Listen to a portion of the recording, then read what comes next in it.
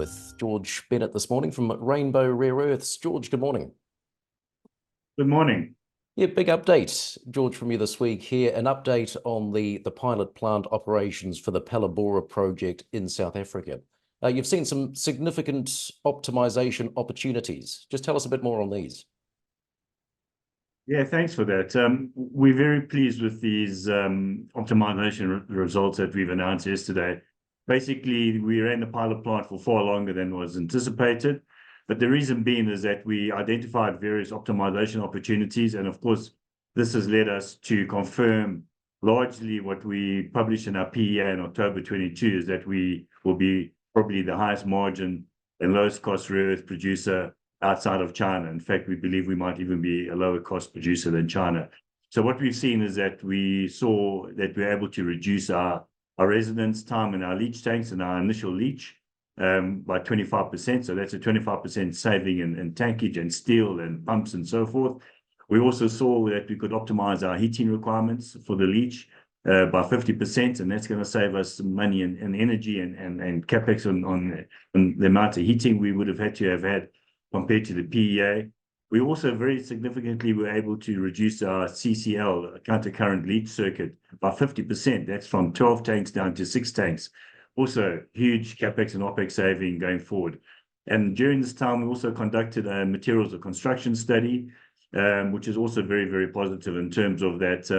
In our PEA, we had very, very expensive materials of construction, being very conservative. For example, we used an alloy called Hestalloy, and we've been able to confirm that we can use a lower quality stainless steel, which will save us money as well. So all these have been very positive. So by running the pilot plant for longer, even though it took us longer, and it has an impact on the DFS, these are positive impacts because, you'd rather take a bit longer to confirm that you are one of the lowest cost and lowest capital intensity rare earth development projects in the world. So very, very happy. Well, just how much cost saving are you anticipating from this optimization? No, one doesn't want to create a rod for one's back by actually putting a number to it. But what I can say is that it looks like we are very comfortable that we'll be within the realms of the PEA, which is quite unusual. Lots of projects are blowing out on their capital numbers by significant amounts. And we believe we'll be within the parameters of the PEA, which is very, very positive for the project. We also announced results from KTEC in Florida, and there we've been doing our final stage. So the front-end pilot plant in South Africa has confirmed that we produce a very high-grade mixed rare earth carbonate. We've been shipping that mixed rare earth carbonate to Florida, to KTEC laboratories, where they've been doing the final stage separation in our pilot plant there. We initially achieved a 68% purity on NdPr separation, which I announced in February. We then passed that solution through a second pass of ion chromatography, which has got us over 95% purity now, which is very close to our 99.5% purity that we're targeting. And then what KTEC did is they optimized the first pass. So we put more material, they changed the recipe on the first pass through the ion chromatography, and we achieved a 95% purity on our first pass. And remembering, we're looking at 2 passes to get to our 99.5% purity. So we're super encouraged. It proves that we're going in the right direction. We're going up the purity curve very, very successfully, and we are very happy that we've got the right technology to do the final separation with our product in Florida. Well, just on that, is this new technology that you're using? Well, when I say it's new, it's tried and proven technology, but it's used in other applications. It's been used on thorium and uranium removal on phosphogypsum before, which are very similar elements to the rare earth elements that we're targeting. So it's been proven there. It's the first time we're using it for our rare earth elements that we are separating, which is neodymium, praseodymium, dysprosium, and terbium. And we're seeing good separation of what they call the SEG group, which wasn't in our PEA, samarium, europium, and gadolinium. And if we're successful with that SEG group, this will be a bonus to the project. And so you're looking to put out an updated report in the second half of this year, are you? Yes, because this optimization has obviously been very positive. It has led to a delay in our DFS.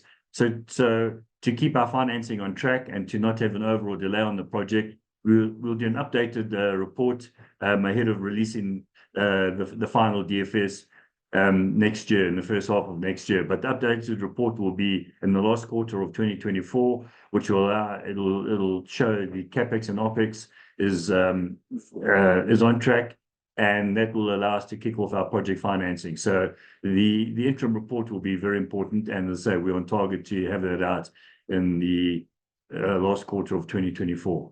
Just on the Phalaborwa project itself, what are you looking at in terms of resources and reserves?